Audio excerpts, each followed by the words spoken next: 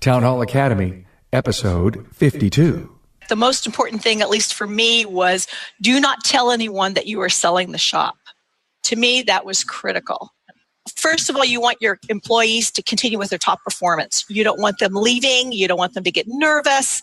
It's critical that they still have all the confidence in the world because they're part of the sale of the shop. I mean, that's really important. Mm-hmm. Your customers, you cannot tell your customers. You just have to keep going because that's part of what you're selling is that customer base.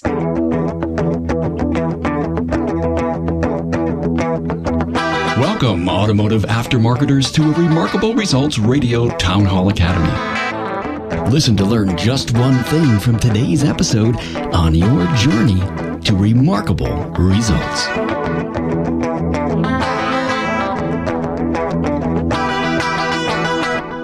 Welcome, automotive aftermarket professionals from North America and around the world, to the Town Hall Academy, episode 52. Hey, Carm Capriato here. And have you ever wanted to hear about the selling transaction? You know, when someone sells their business, you would love to know about the pre and the post information when a peer sold their business. Well, here are 3 former shop owners with their story. With me in today's Academy, former shop owners Margie van Lierop, Scott Gonzo Weaver, and Dave Winters. They each sold their shops within the last year. Hey, you know your customer's old engine and transmission is going to wear out. So when that day comes, Jasper will be the name to remember. Jasper's remanufactured products cost considerably less than a new vehicle. So it just makes sense to choose and talk Jasper as a strong option for your customer's drivetrain solution. Here's thanking Jasper Engines and Transmissions for their support of the Town Hall Academy.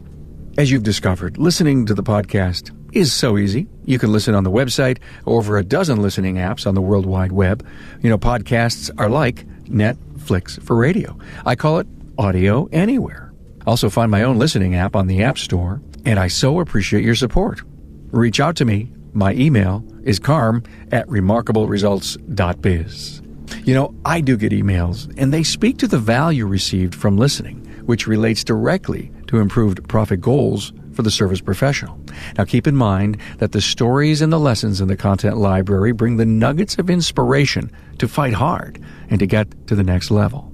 The key is to do something with the ideas that you receive. Well, how big is the audio library? Well, as of this episode, you have 295 interviews and 52 Academy audio storybooks to help you in your business and personal life. And we grow by 3 per week. Hey, today's podcast has a sister video, and if you want to see the discussion in action, you can find it at remarkableresults.biz/A052.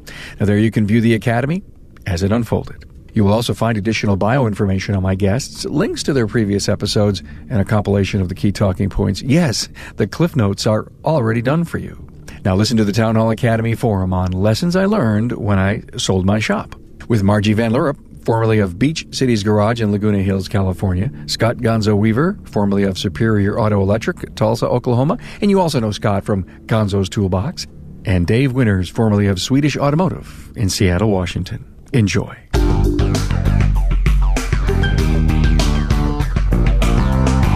Margie, so they say that when you're getting ready to sell a shop, one of the most important things to do is preparation. Uh-huh. And that preparation is about good records and a good, smart, intelligent, normalized profit and loss statement. Would that be true? That's very true. Mm-hmm. That was the bottom line that sold my business. Total transparency. I mean, I realized that a couple of times in. I mean, altogether, I had 3 offers on the shop, and having 3 offers on the shop really put it into a bidding situation, which was great because it brought the price up. And I think I landed up with the best people for the shop too, for the growth of the shop. But preparation, when I moved the shop, and when I moved the shop, I wanted to make sure that the goal was, what was I going to do with the shop? And I struggled, and I thought, am I going to keep it? Am I going to sell it? And when I made the decision to sell it, I had to do nothing but prepare for everything to sell it, period. Michael Gerber wrote a 3rd book called Beyond the E-Myth. Yes. And part of the essence of that book was make every decision in your business as if you were ready to sell it or preparing to sell it. So that was your thought. In fact, that's the books that I kept reading to make sure I was on the right path once I made the decision. Great. Well, she broke the code. She broke the code for us. You sent me a great couple of quotes from Michael Gerber. If your business depends on you, you don't own a business. You have a job. And it's the worst job in the world because you're working for a lunatic. That's right. And I watched many lunatics work. Trust me. I had a good friend in the automotive business and I watched his lunacy. Yeah. I'm thinking, I don't want this. Got it. You know, Dave, you had mentioned that to me in your notes, that you just never opened up enough time to get out. The business was too dependent on you. What would you do different? You know, I see guys that the shop pretty much runs on its own, and we never quite achieved that. We could take a week off here, 10 days at a time. My wife still did payroll every 2 weeks, and so that was kind of our limiting factor as far as how long we could be away. So that is probably one regret I have, is that I never really grew it to where it would just run 100% on its own. Are you taking some time off now? I guess my big question to everybody, and I've got a ton of them, and we got great talking points for you all. You bought a house, Margie. Gonzo, you're remodeling your house. And David, you just moved into a brand new house. I think it was today. Last night was the first night here. We are not here full time yet. We still are in the process of selling our old house.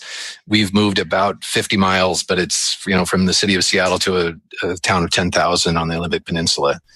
Thank you for committing time to be here. I'm sure there's no place to sit there. You're probably sitting on the floor somewhere. Well, my wife is hanging pictures right now. And you know what? That actually shows I so appreciate you coming on. It was Bob Ward who connected me with you. We've had Bob Ward on before, and a really funny story. We did do a little bit of a seminar like this, but not exactly like it. We were really talking about how to prepare, not what I learned from selling.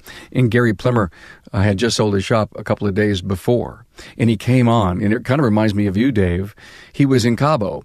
He took a vacation, like some of you have suggested that you do when you sell your shop, and he was on live from Cabo with us, and it was really an amazing to be in the thick of, the happening. And same with you. Gons, you're remodeling your house, and it's because you have no place to go to work now. I have plenty to do. It's just one of those things that wife said, now that you have the extra time, put the time into the house. And I've always been one of those guys that's been, let's say, the home improvement nut anyway. So I'm constantly, building cabinets or doing something. So it just seemed like the thing to do. And now I'm so deep into it that I have no choice but to continue. So, you can't put... You can't hang a coffee cup on a rafter right now. So, I've got to put something back in place where it used to be cabinets. So, well, I've gotten to know Gons pretty good, and he's given me a tour of some of his woodworking capabilities, and he's a very talented person. I'm sure that kitchen's going to be in better homes and gardens when you're done. I don't know about that. Margie, how important is it to have professionals working on your team, accountants, brokers, lawyers? It's critical. It's absolutely critical. Invest in that. I had a great accountant, still have a great accountant. She does a great job for me, keeps an eye on things. Especially, once you sell the business, once you get what you think the business is worth, you'll never get that. You'll always get what, the buyer thinks the business is worth and what you negotiate. But you can create a fair price for the business with the accountant in place and putting all the papers together, and especially an attorney. One of the things that I ran across is I did not own the building, so I leased the building. Mm-hmm. And one of the things, and I had an interesting leasing company that I dealt with, and one of the fine print was that my attorney read in there that even though the new owner was assuming the lease and then extending the lease, my name was still somewhere written on there, which means for the next 5 years, I'd still be on that lease somewhere if someone defaulted. So those are the little details in life that your attorney will take care of you. So, and now that the business is sold, I want to make sure that I have no liability, that I'm clear. Thank you very much. I can walk away. So it is critical at all points. I see peace of mind when I look at you. Yes, I'm happy. Good. I really am. I'm really blessed. Interesting about property. Everybody who gets a coach is really encouraged to be a property owner somewhere along the line, to own the property that your business is in. Dave, I know you did, and that was a big factor in doing your deal. Yeah, so we actually worked out of a 4-bay shop from about 1990 to 2010.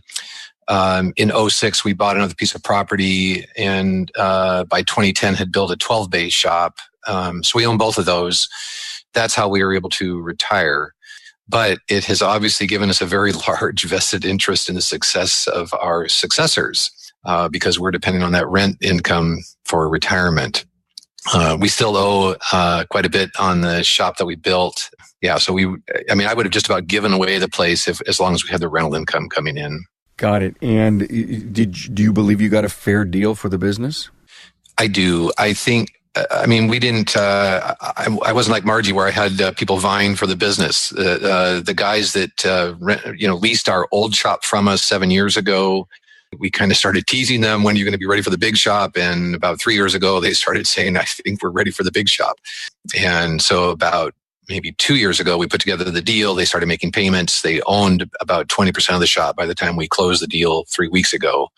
I've still got my fingers crossed that they succeed. I think they will. They're both great guys. They're both good operators. Had never run a business until 7 years ago. They'd been in the business for years as techs and advisors and managers, and they'd always wanted to go out on their own. So when our old 4-bay shop became available, they jumped on it. Did you provide any mentoring to them? They didn't really need a whole lot. Hopefully they do fine. I think they will. Time will tell. David, Yeah. At the beginning you'd asked, or you'd said that you couldn't even take a day off, basically, or go on vacation. So what's changed to where now you can leave and you've got to still make sure that they're successful? How will all of this come together? So it's been really, we took vacations and stuff, Margie. We just couldn't take a month off. We went to New Zealand, we went to Europe, we did a number of the World Pack cruises, but 10 days was pretty much the limit. Now, we're renting a Cruise America RV February 15th, and we won't be back till March 15th. We're going to go down the West Coast and visit family and friends. I've got a hiking trip planned in the Grand Canyon next November. We've got 2.5 weeks in Hawaii in May. It's just really opened the door. And it's so nice. Weekends, Sunday night was always stressful. Oh God, I got to be at work at 8:00 tomorrow and raring to go and make that nut. And now we don't have to do that anymore. So in 10 days in the RV, are you going to start shaking? Shaking? How do you mean? I got to go to work. Jitters. No, that has not happened, Carmen. I think if that was going to happen, it would have happened. No shock withdrawals. Pretty much the other end of the spectrum. I don't have to go to work because I can go for a walk. I can go ride my bike. I can take my dog for a walk.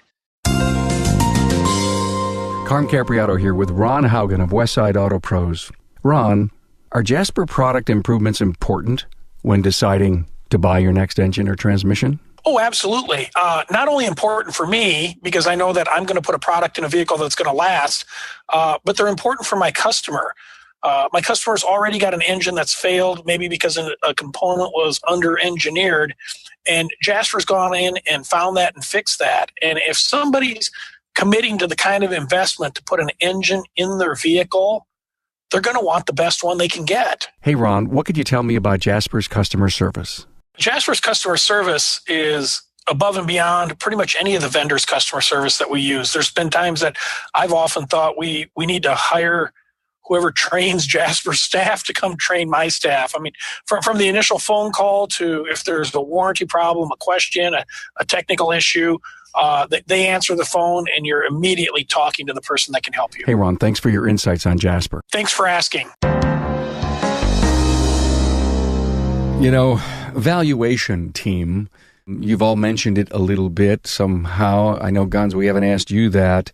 How do you come up with, figure out, work with a broker, get in your gut, put a price out there that somebody succeed with? Let's talk evaluations. For me, I started out with a number that I thought it was worth, which I went through a broker, and I do think, at least in my case, a broker was the best idea. Even though you're going to pay a broker a pretty healthy fee for what's going to happen, even though, in my opinion, the amount of work that they do is nil compared to the work that you just spent 20, 30, 40 years at, trying to grow a shop. But it does, let's say, simplify some of the legal aspects of it all, because they're more aware of those pitfalls that you might come into as far as the leasing issue with your name still on it, like Marge was talking about, or, the buy-in for 20 or 30% and so on. But that's why I went through a broker. But even with that number set, as Margie mentioned, you're not going to get that number that you think it's worth, because the value is not in that number. It's either in that client base or what the buyer thinks your shop is worth. And that's where I, hit a couple stumbling blocks along the line of trying to sell my shop. So when it got down to the push, which we can get into later, why it ended up into a push to sell, I came up with my own little, let's call it, trick to sell it. I divided the shop into two aspects. So I could take the shop itself and sell it at a much lower price than what, let's say, somebody came in and looked around and went, wow, this shop's worth X amount of dollars, and he's only asking this much. But what I did is I took specific tools, equipment, shop equipment even, that I said is not part of the sale. This is a separate sale altogether. And I used it as a teaser to get the guy in that says, hey, I've got X amount of dollars I can spend on the shop, but looky here, here's this tool or something I can have. And he's got it sitting right here. All I have to do is throw a little more money into the pot. And that's what flipped the edge as far as getting the buyer that actually put the money on the table for me. And that strategy worked? Oh, yeah, it worked perfectly. Yeah. What happened to the second part? Did he take it? Yes, he did. He bought every pencil, pen, screwdriver. I walked away with basically, as I used to make the statement that 35 years ago, I started the shop with one test light, one can of WD-40, and one pair of wire cutters.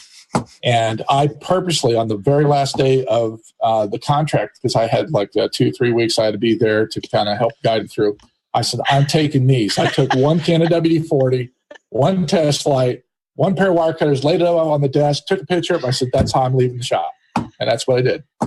So I still have them too. I love it.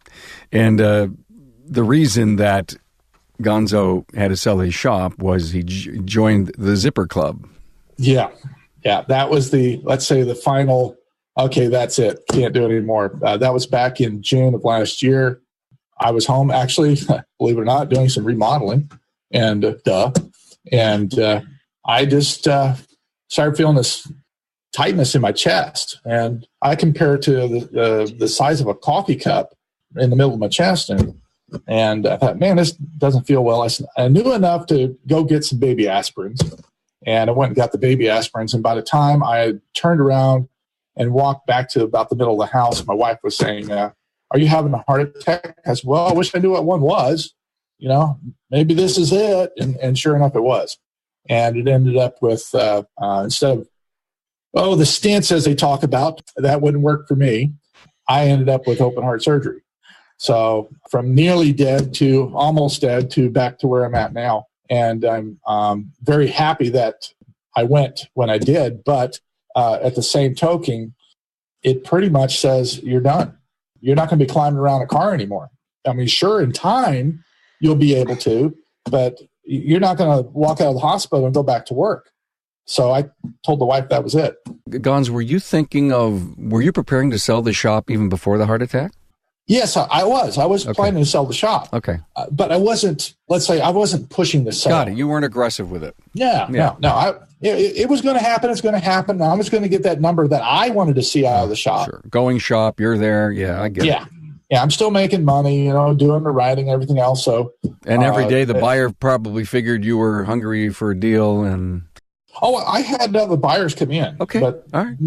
Nobody with, a lot of eager beavers that said, oh, geez, I'll come in here. And I'll tell you what, Gonzo, you stick around for a year and you show us how to do all this and you put some more investment in. And at the end of the year, whatever you put in plus a little, I'll pay you that and you'll get everything you wanted. And I thought, well, wait a minute. I'm walking away. I'm done.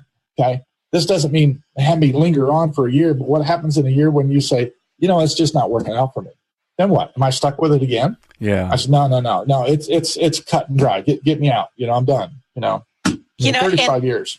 Gonzo, you bring up a real critical point, and that is what are the terms? How do you do your exit strategy? You know, Right. do you want that shop back in 2 years if it fails? I mean, what are the terms? You know, with me, I put the shop up for sale in May. I hired the broker, got everything done. I was out of there September the 12th. Wow. Period. Done. I was shocked, actually. I thought I'd sell other things first before I'd sell my business, but I was in the right place at the right time. And I think I had the right broker and everything else was prepared correctly. And I made sure that I don't have to go back there again. If the business fails, it fails. I left them with owner manuals. I left them with system manuals, process and procedures. Everything was listed. All the equipment had its place. Yep. It was everything, just so that it was like, just pick up and go. And you're not holding paper then, Marge? Nope. Okay. Neither am I. Yeah. No paper. Dave, are you holding paper? Are you willing Yeah. to It's say cash. that, Dave? We're not holding any paper. They got an SBA loan, so they cashed us out. I mean, other than we look for a rent check every month, but the sale of the shop was 100% paid for. It's amazing. David shared with me a couple of property values in Seattle. No different than in California, Margie. Yeah. Yep, that's true.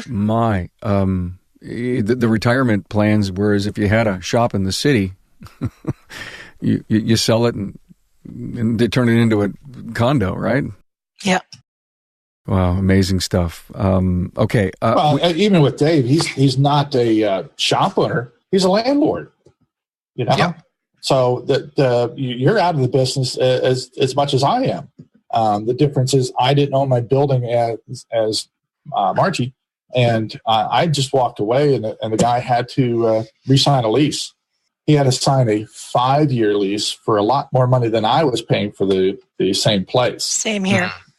We just got a question from Gary Keys from the Zoom platform. How far in advance did the panelists plan the sale, and at what point did they consult with a professional to help with the sale? And let me paraphrase what you just said, Margie. You said you started in 4 months, but was there a planning period before you hung the shingle? Carm, you know a little bit about my background. I closed my shop. I'm a fairly new shop owner. I opened my shop in 2011, and it was a shop that someone else had owned for 30 plus years, and I took it over.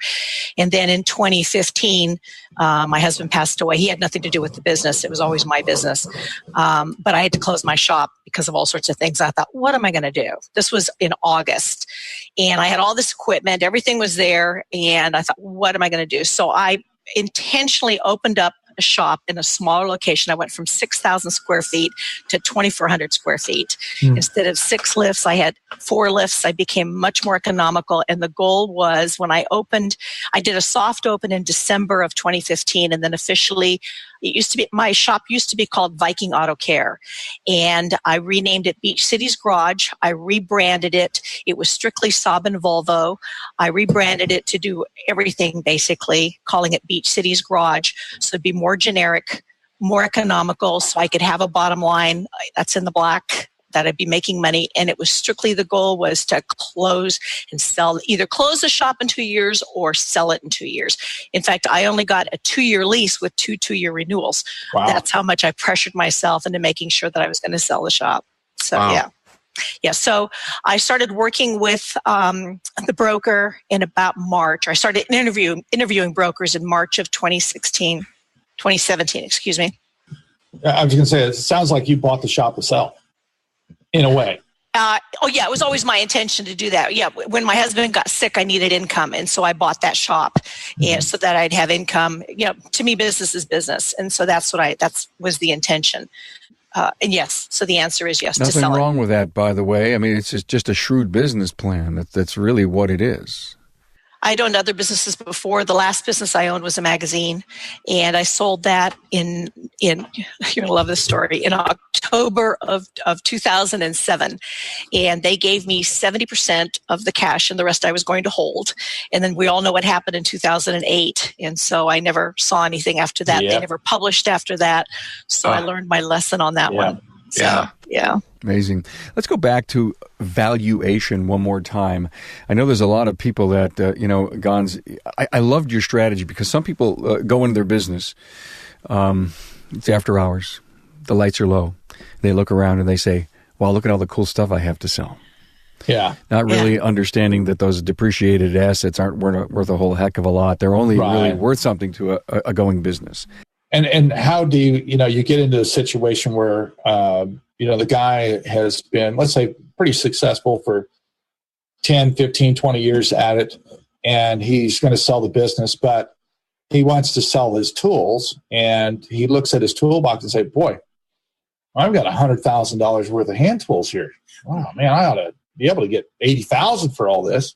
Well, a good friend of mine made a good point to me many years ago, and that was that the cost of the tools when you bought them have nothing to do with the resale value. The cost of the tools is how well they perform their duty over the period of time that you use them. That's where the value is at.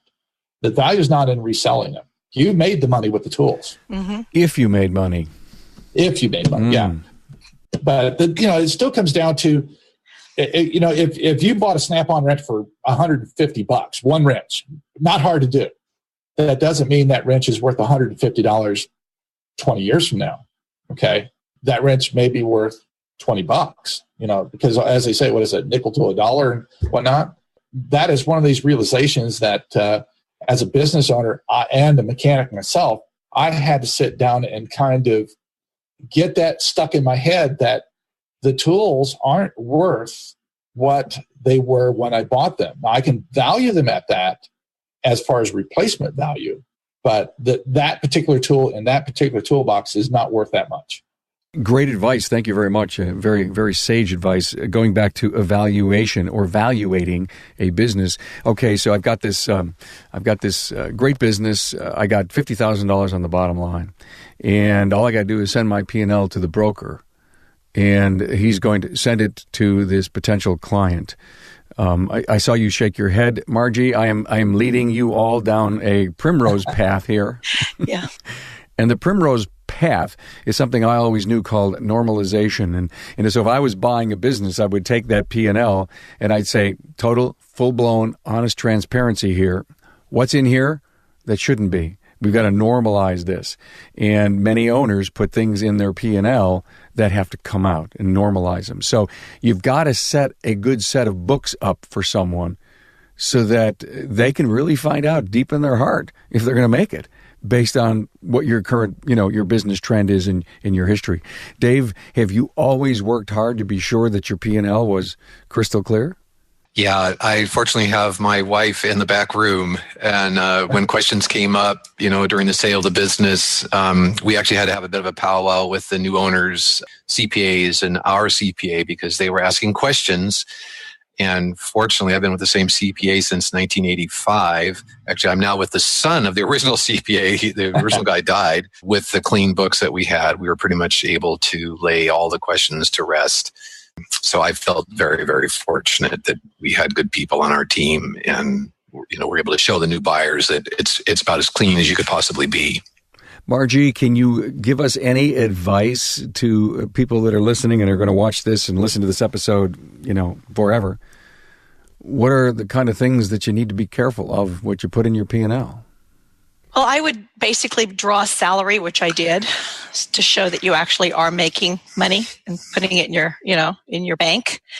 Put everything transparent, whether it's, paying for your car. I mean, everything, all the details. That's where the devil is, basically.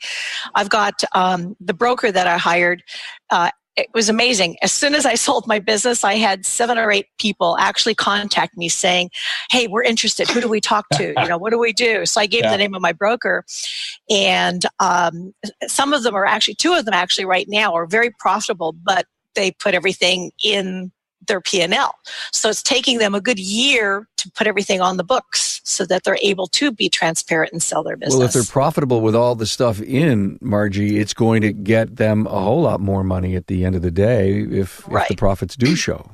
Right. And, but the key is too, that all of a sudden now the taxes show up. But you know what? Better to take that tax hit and sell your business at a good profit than you got to pay the piper eventually. So just do it. In all the experience that I've had in doing acquisitions in my former life, that was one of the, people would come to me and says, "Hey, we're interested in selling." And I said, "Have you normalized your P&L? What do you mean?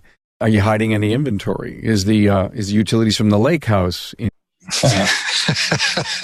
Now, I don't know why you're all laughing. Well,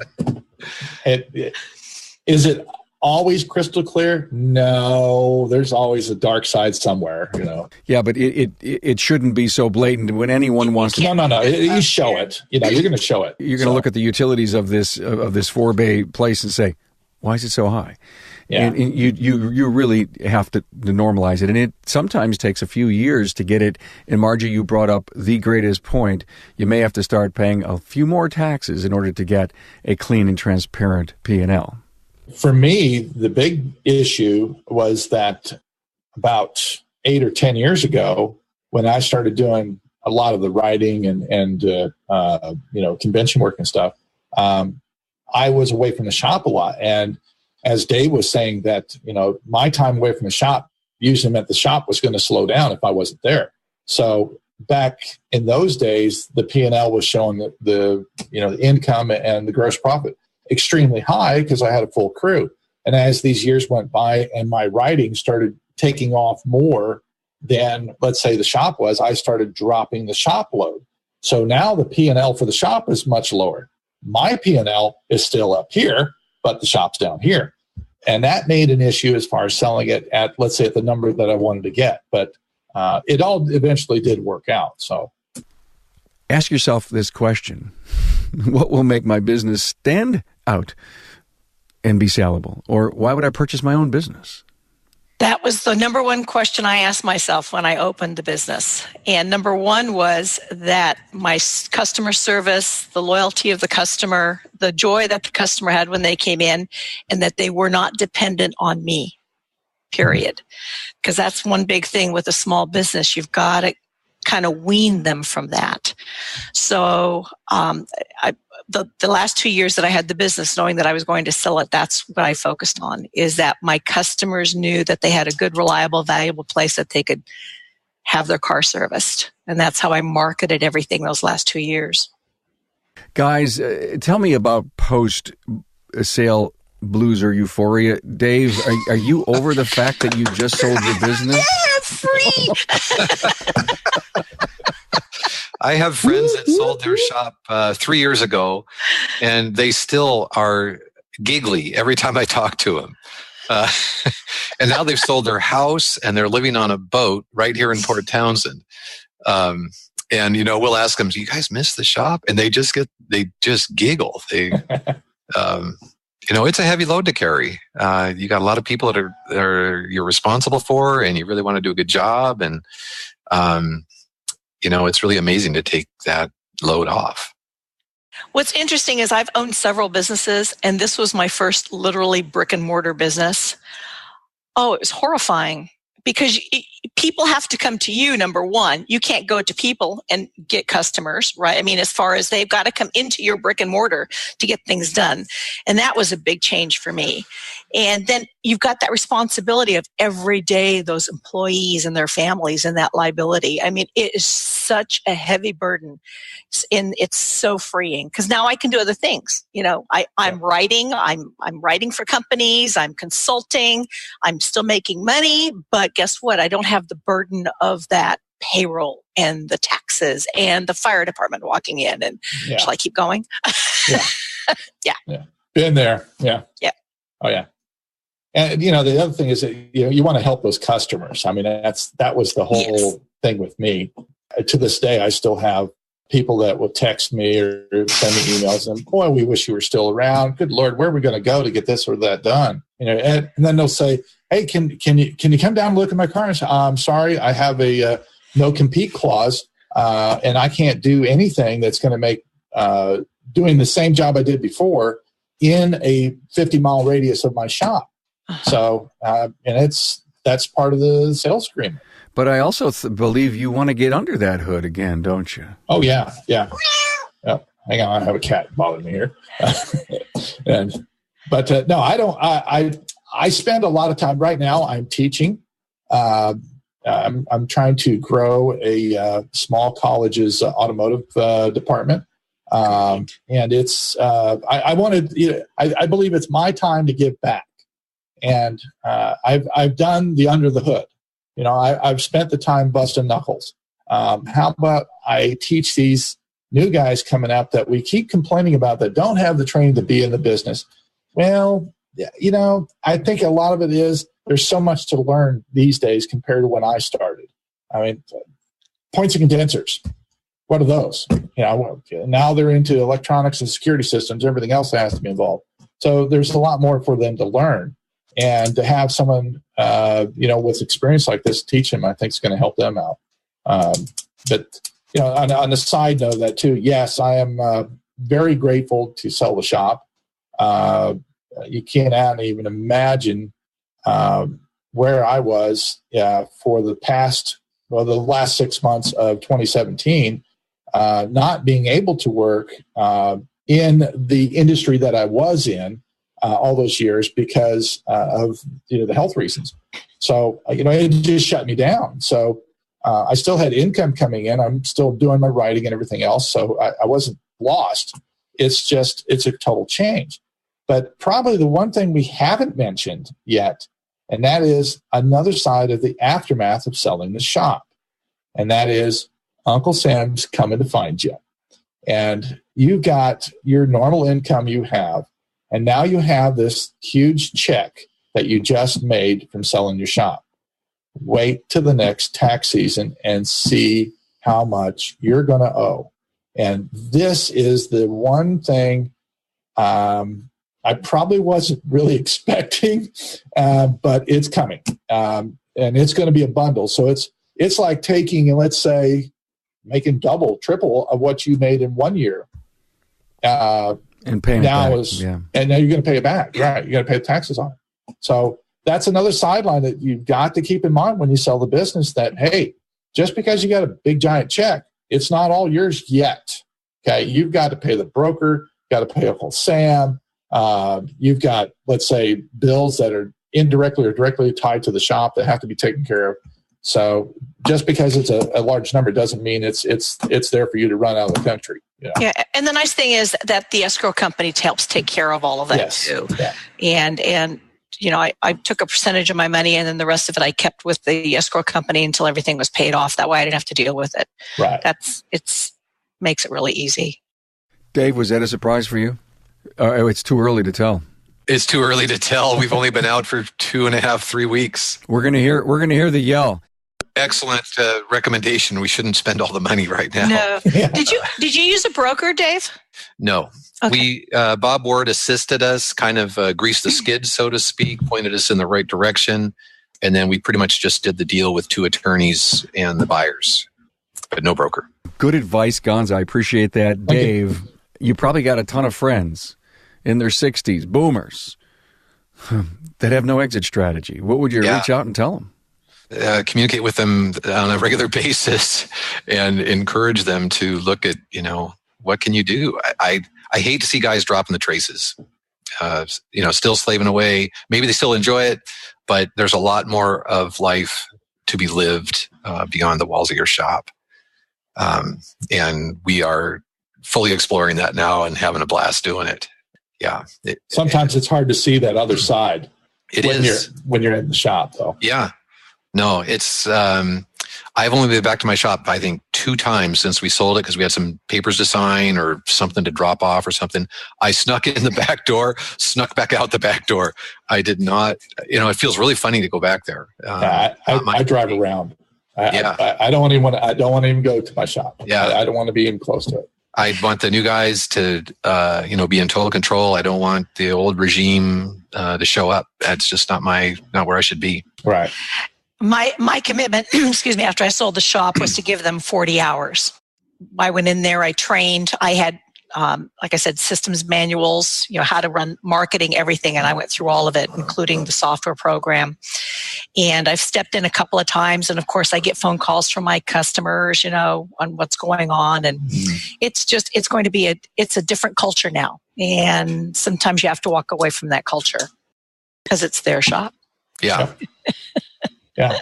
And, there's a study that I read that said, and I'm sure we're all aware of this as business owners, that most new businesses fail within the first year.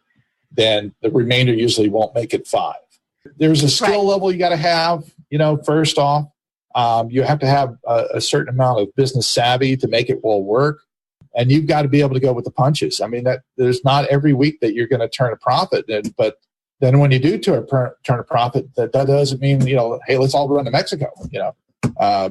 You've got to, be smart about it. And frugal might be the best word I can use to determine what you got to do to keep a business surviving all those years. The nice thing about my business is a youthful young man. I think he's about 37, 38, purchased the business. And he's got good financial backing behind him. And he's got a good team. He kept all of my staff people. And he's got a great vision. And he'll be successful. I mean, he had one of his people attending the Barrett-Jackson auction. He's got a lot of presence in SEMA. So they want to take it to a different level. And I think they'll do that. I think the business will continue being successful, especially with the customer base. The customers still love him. Margie, that's a question I have for you. You had a lot of processes and stuff in place and all written down. Did the new owners adopt that? From what I understand, the book is not a doorstop, so that's a good thing. and the answer is yes. They are using a lot of them, from what I understand. Good. Their marketing's a little different because they're younger, so they're doing more social media than I was doing. I'm a little older as far as that goes, but so they're doing that, and my guys are happy. My mechanics are happy there. So the answer is great. Yes. Yeah, that's good. And from a sales perspective, that post-sale, what do you call that when you have the post-sale regret? I wanted to make sure that they had a complete manual so that if something did happen a year or two down the road, that they can't come back to me and say, we failed because you didn't tell us this. Yeah. Here's the manual. Yeah, right. There it is. And I kept a copy of it and everything so that I've got proof that this is what we did. I have to tell you something. I have a total open space in my heart for young, struggling shop owners, and having been helped share the voices of the aftermarket for almost 300 episodes. That catalog has all the answers he wants. Key, accountability, personal discipline. You can listen to something and say, "That's not me. That's not me." Pride gets in the way. Yeah. And anyway, I'm off my soapbox. I'm off, but I hate to see when there's a great opportunity to have it go bad because someone's unwilling to learn and take the next step. Hey, but there again, for all I know, the fellow that bought my shop bought it in, say, the same direction Margie was going. He bought it to sell. Maybe it's not a question of whether what he can personally do to the car or so, but I tell you one person that's extremely happy that I sold the shop, and that's my wife. She was getting tired of that grouchy guy that used to come home, after a day at the shop. And she says, maybe it took a heart attack to knock some sense into you, but hey, you're a much calmer guy, and you're a lot easier to get along with. We might actually stay married another 30 years, So Gonzo, can I ask a question if you don't mind? So I one of the things that I posed to Carm was saying that the most important thing, at least for me, was do not tell anyone that you are selling the shop. To me, that was critical. I would just love for you to wrap it into the words confidentiality, Yeah. So let's talk about that. That's great. Yeah. Well, I did that because I needed and I really recommend it because we have a lot of gossip hounds in the area because I was around a lot of shops, and everyone was shocked and surprised. So somehow I was able to keep it a secret. First of all, you want your employees to continue with their top performance. You don't want them leaving. You don't want them to get nervous. It's critical that they still have all the confidence in the world because they're part of the sale of the shop. I mean, that's really important. Mm-hmm. Your customers, you cannot tell your customers. You just have to keep going because that's part of what you're selling is that customer base. Right. So, and you've got to do a nice smooth handoff. I mean, I was actually there for the last 2 weeks. And what I did is I made sure that once the handoff was going on, I'm getting a little off base, but I called a lot of my customers once the sale closed, and I invited them in to introduce them to the new owner so that there was a smooth transition. I did that. And we even had a little, what we call a champagne kind of party for the transition side of it. As far as the other shop owners go, everyone else, no one knew, because people love to gossip. And oh my gosh, they can steal your customers. They can do whatever bad rumors they want to start. Mm-hmm. That's not a good thing. And even with your friends, I mean, now your closest friends, you've got to, obviously you've got that little thing. But overall, I didn't tell anybody that I was selling the shop. So I think they knew I was selling the shop the day I said I'm selling the shop. I don't know where it leaked out at, because I was going to try to keep it secret for a long time. For all I know, it was the guy coming in and stocking the batteries on the shelves in the lobby. He might have overheard it or something. And boy, I mean, it went like wildfire. But then again, I always had that kind of reputation in town as the guy that was the head of the game. And everybody's always saying, what's Gonzo up to? What's he up to? What's he up to? So it seemed without a choice, it was going to be out there. So, and I think that's why I did have a lot of different people coming in and asking to buy it. But yeah, they didn't qualify for the financing, or they just didn't have it. They didn't have the cash to do it. Dave, confidentiality? We kind of had a similar thing where I think we'd actually made the decision to sell the shop, but we hadn't told anybody yet. And it somehow got leaked. And that was a very dark day, because it went like wildfire through the shop. And we had to have an immediate sit down with the entire shop, which is 12 or 13 employees, and just be totally honest and open and transparent. And there were a lot of really long faces. It was not the way that I would have preferred to have it go. Yep. I like to be transparent, but it was kind of, that was like 2 years ago. And it was kind of like telling people, I'm pregnant when you're 2 weeks in. They're going to keep coming back. You haven't had that baby yet? Yeah. Because we knew this was going down probably 2 or 3 years ago, and we just didn't want that hanging over us, that, you guys are lame ducks and you'll be out of here. But that's the way it went down. I think it's going to all work out just fine, but it wasn't the way I would have preferred it to go down. I would have preferred to have, had a meeting with everybody and said, Chris and Todd are buying the shop. This is what's going on. It's, they'll be in here in 3 months, not a year from now. But it leaked out. Out. Did your employees stay? And are they still there now, Dave? And the same question for you, Gonzo. No employees. Okay. Yeah. We had one tech leave probably 6 months ago, kind of early retirement, I guess I would say. He was probably just ready and just wasn't. So, Margie, we were like you. I was Volvo Saab, then we branched out into Subaru and Mini when we built a bigger shop. He was pretty much strictly Volvo, didn't really want to work on anything else, could see the writing on the wall. And he was, pushing 60, didn't need the money, and just said, I'm done. Everybody else has stayed so far. There are rumors, that one may not be staying, which would be a terrible shame because he's a fantastic guy. I'd hate to have the new owners lose him. But so far, everybody has stuck. And, I hope and pray that continues. And I really wish everybody, full success and happiness and smooth sailing. The new guys have made changes. They've changed payroll. That's why I asked about your procedures and stuff, because I kind of feel like we didn't have a whole lot of that stuff written down, but I kind of feel like, they've got 7 years under their belt. They already want to do it their own way. I think if I had written up a complete procedure manual, it would have been a doorstop, as you said. I may be wrong, but just the logistics of, here's all your passwords, here's the phone numbers for the, Mitchell and all data and all that. Right. That kind of stuff, yes, is pretty transparent. I even printed a complete customer list. Even though it's in the computer, I printed it so we had a hard copy so that that was black and white. Right. Yeah. And for me, my big thing was that I basically mothballed the shop come June of last year. So it was dormant for 6 months until it finally sold. I didn't have any employees at the time because I had changed that up a few years ago because of all my other activities going on that I was slowing the shop down anyhow. But that did affect, let's say, the value of the shop quite a bit.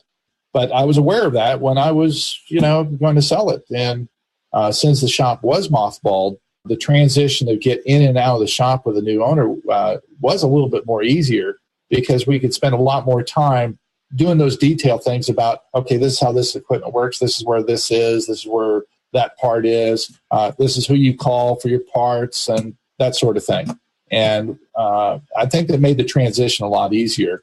But obviously, at the same token, it is probably very difficult to take a shop that was mothballed, even if for 6 months, and try to open it up under new ownership. And he's going to have his hands full for a while until he gets it going again. A couple of questions have come in on the Zoom platform. I've found most books are not clean. This came from John Bridgewater. I looked at a few shops before I bought mine and found the books were unusually cooked. And another one from John, he kind of tagged it. He said, any technician thinking of buying a shop really needs business classes before he buys. Absolutely. Amen. Good point, John. Amen. Yep. As all academies, they always go places I don't expect. And it's always because my panel comes with huge knowledge of the topic and a lot of passion. So I thank you all. I have one last question for you. Let's go around the room, give you maybe a minute to respond. What was the first thing you did after you got your check? First thing I did, pay off a few bills and planned our next trip to Mexico. So that's what I wanted to hear. Yeah. All right. Hey, Bought Dave. my house in Scottsdale. Oh, you bought your house in Scottsdale. First thing. Okay, great. Cool. Did you have your eye on it? I had it all picked out, ready to go. Yep. You're a planner, Margie. Wow. Cool. I am. All right, Dave, I'll give you the last word. We're pretty much the same as Margie. We bought an 1890 Victorian in Port Townsend, Washington, which is where I'm sitting right now. It's been owned by a retired surgeon for the last 10 years. It's an absolutely incredible home.